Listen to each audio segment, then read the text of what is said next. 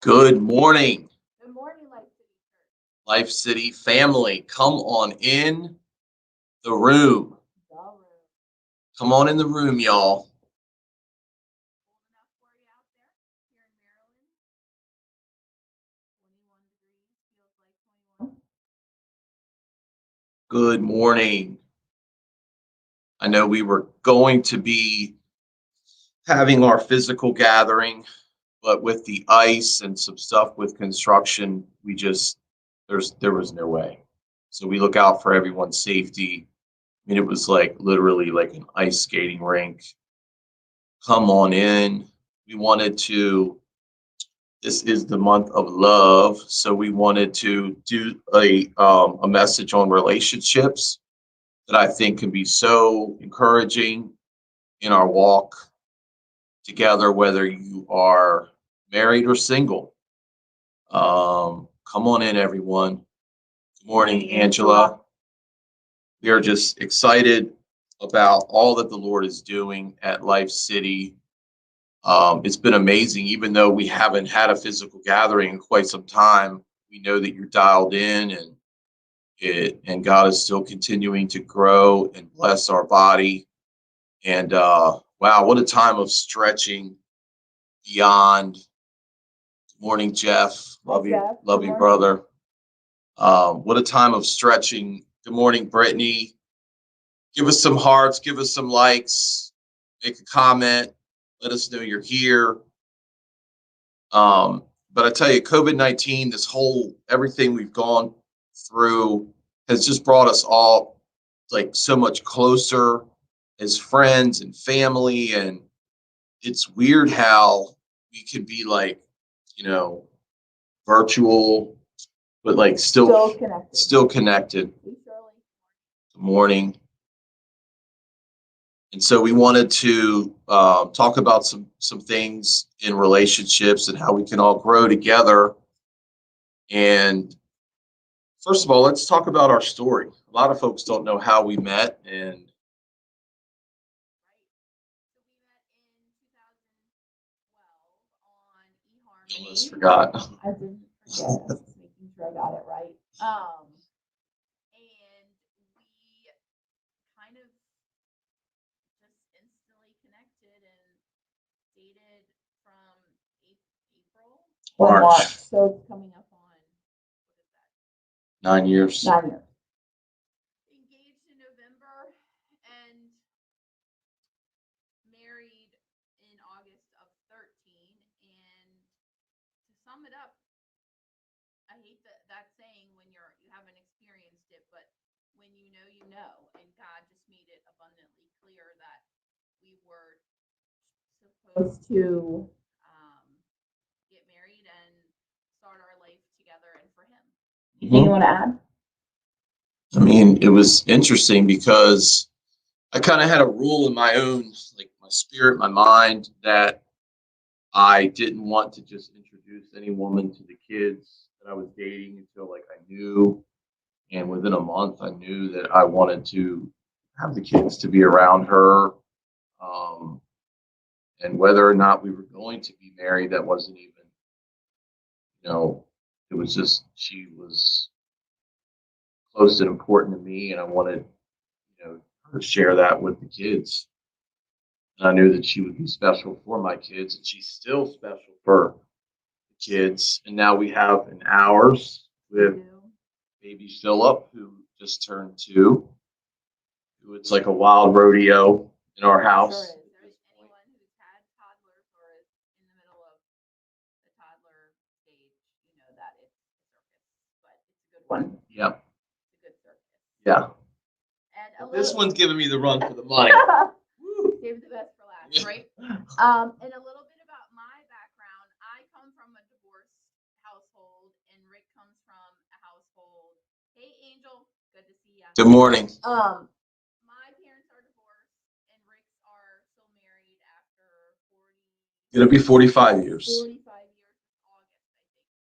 So we approach our marriage in a very protective way, knowing what the world statistics are for us is that statistically second marriages 70% of them end in divorce. So we take a lot of steps to protect our marriage proactively. And then the fact that I am from a divorced household, um, and then add the layer of kids and being a stepmother, and Rick has 3 hours or three that are his, but it's just a different dynamic, and it's Two that are mine. Two that were mine. Three. sorry, three total, but they're all his. Yes, sorry, that was a little confusing. But we just take extra care that maybe others don't from the start, because we know that the world's view is stacked against us, but we know that God is on our side. So I wanted to just mention a few scriptures. Ephesians 4:2 says, be completely humble and gentle, be patient, bearing with one another in love.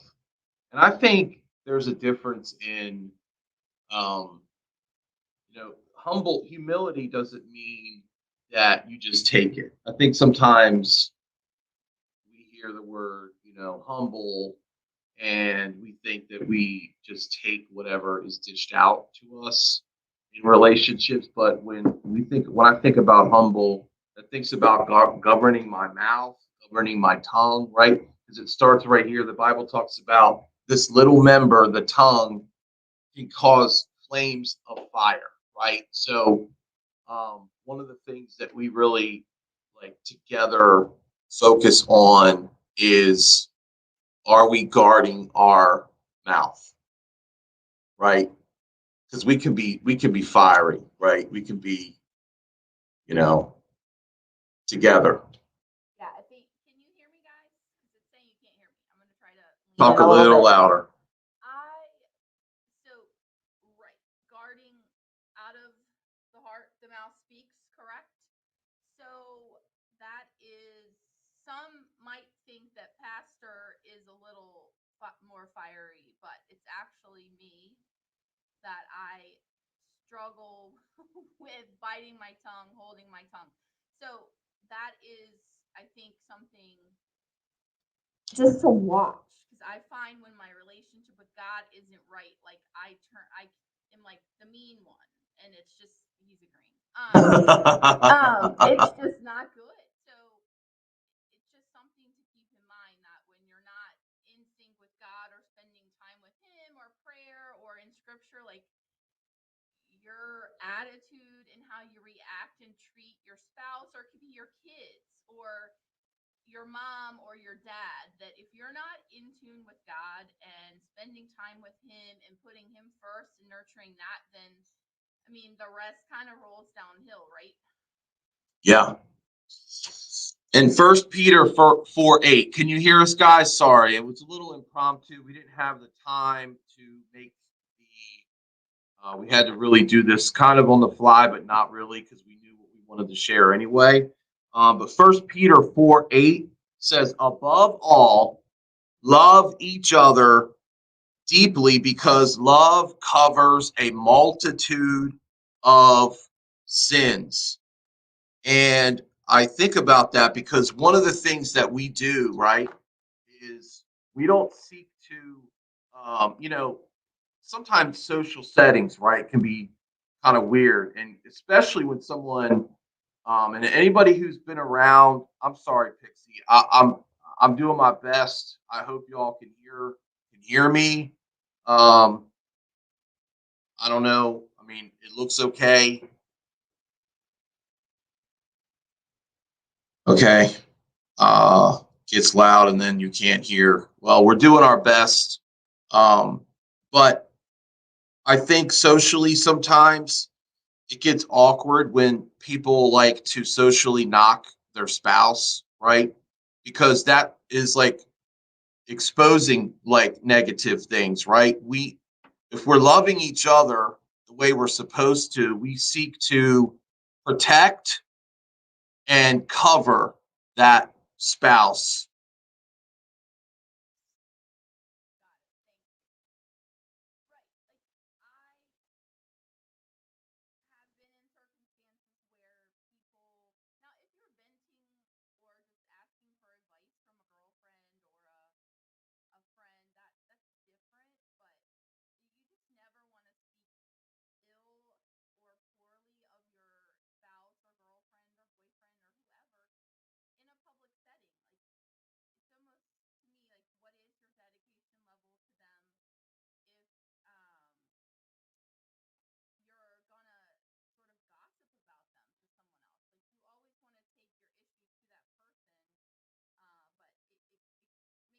question someone's commitment to that other person if they're like, man, I wish they would wash the dishes more, or they're lazy, or they do this and that, and they're talking about that in a public space. Like, that's just not good. And I've experienced it. I know Pastor has too. So just keep that in mind. Guys, I'm gonna end this quick and try a different way.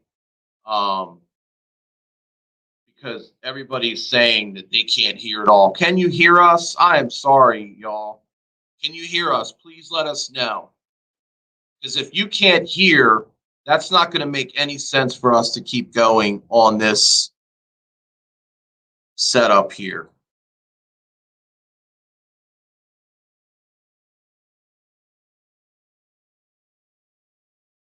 Please give us a shout if you can hear us.